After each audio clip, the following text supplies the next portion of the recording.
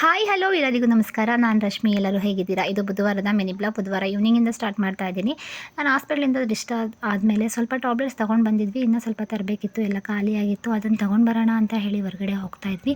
ಹಾಗೆಯೇ ಈವ್ನಿಂಗ್ ಸಾನ್ವಿ ಸ್ಕೂಲಿಂದ ಬಂದಮೇಲೆ ಅವಳಿವತ್ತು ಕಬ್ ತಿನ್ನಬೇಕಂತ ಹೇಳಿದ್ಲು. ಕಬ್ ಅಂದರೆ ಶುಗರ್ ಕೇನ್ ಅಂತ ಬರುತ್ತಲ್ಲ, ಇದನ್ನು ಊರಿಂದ ಬರಬೇಕಾದ್ರೆ ತೊಗೊಂಡು ಬಂದಿದ್ರು ಆಂಟಿ. ಹಾಗೆಯೇ ಮುಸ್ಕಿನ ಜೋಳ ತೊಗೊಂಡು ಬಂದಿದ್ದೆ ಈವ್ನಿಂಗ್ ಸ್ನ್ಯಾಕ್ಸ್ಗೆ ಅಂತ ಹೇಳಿ ಅದನ್ನು ಬೇಯಿಸಿ ಅದಕ್ಕೆ ಸ್ವಲ್ಪ ಉಪ್ಪೆಸಿನ ಖಾರ ಅಂದರೆ ಹಸಿಮೆಣ್ಸಿನ್ಕಾಯಿ ಮತ್ತು ಒಣಮೆಣ್ಸಿನ್ಕಾಯಿದು ಬೇರೆ ಬೇರೆ ಸಪ್ರೇಟ್ ಮಾಡಿ ಇಟ್ಕೊಂಡಿರ್ತೀವಿ.